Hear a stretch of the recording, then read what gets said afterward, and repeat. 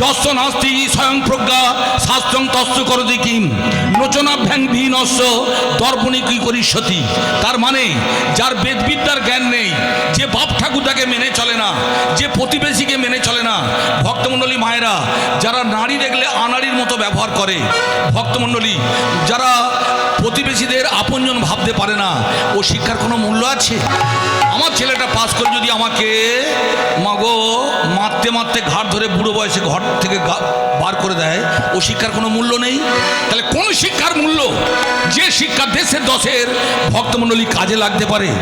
তাই আমি মারা যাব, আমার সন্তান যারা আসছে তারাও মারা যাবে, কিন্তু বিবেকানন্দ কোনোদিন মারা যাবে না, নেতাজি কোনোদিন মারা যাবে না। আপনাদের ওই যে মেডিকেল কলেজটা, ওটা কাজ জানেন?